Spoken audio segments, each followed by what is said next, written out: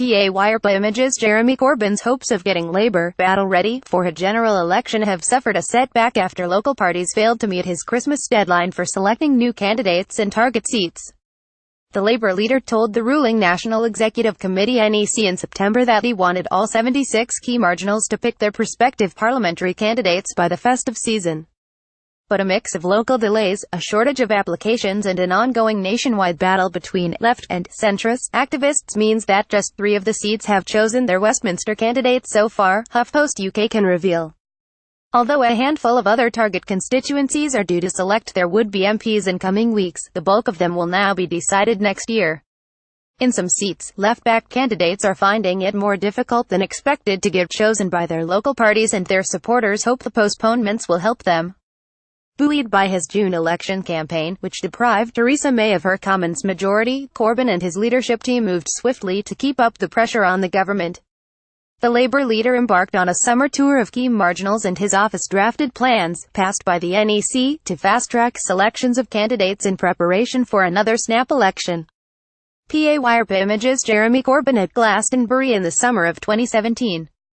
Glastonbury chief Michael Eavis claimed that Corbyn had told him in June he could be Prime Minister in 6 months. Corbyn allies such as Shadow Foreign Secretary Emily Thornberry believe that the Tory government could collapse any day, and the party has to be ready to swing into action. With the polls putting the parties neck and neck, few Tory ministers or MPs want to risk a general election before 2022, even if their party changes leader. Some Labour NEC members warned the leadership that it could be difficult in practical terms to meet an original guidance deadline of November 13 for applications for all 76 target seats. Under the initial timetable, a copy of which has been seen by HuffPost UK, constituency Labour parties were advised to draw up shortlists by October 16 and hold hustings meetings ballots by October 30. The latest date for ballots was mid-November. HuffPost UK that timetable has now been quietly ditched and local parties given more flexibility to select candidates next year. Momentum-backed candidate Greg Marshall, who cut Anna Soubry's majority to just 800 votes in June, was selected for Broxtowe earlier this month. Last weekend, centrists Kat Atkinson and Sally Keeble were picked by local party meetings in Irrawash and Northampton North respectively.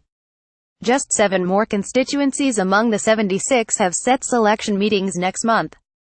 Among the December selections are Thurrock, where National Teaching Union organiser Ellie Baker is winning local support, and other swing seat marginals such as Norwich North and Calder Valley. Many of the seats have a Tory lead of just a few hundred votes.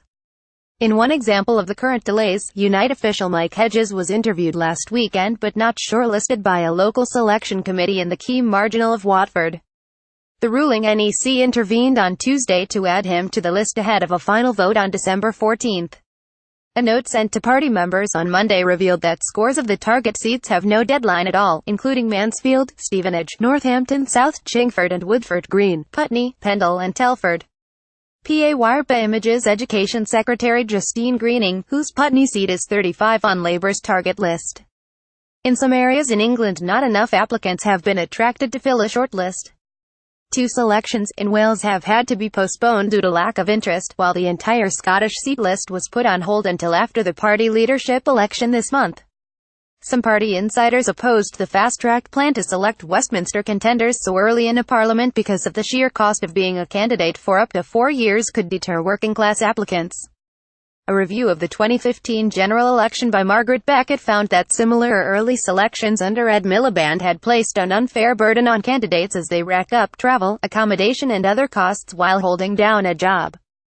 Traditionally, prospective parliamentary candidates (PPCs) were chosen late in a parliament, often a couple of years before an expected election.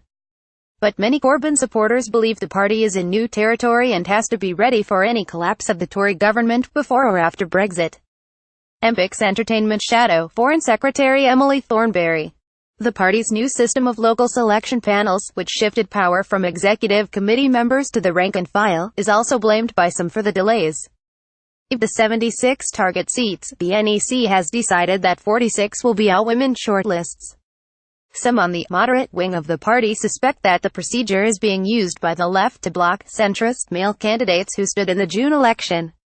One party source suggested that Momentum had realized that taking more time over the process allowed the grassroots group to ensure its own candidates had a better chance of winning in key seats. Momentum, which was founded to protect Corbyn's leadership, is in some areas getting left supporting council candidates in place next year as part of a longer-term strategy of targeting some sitting MPs.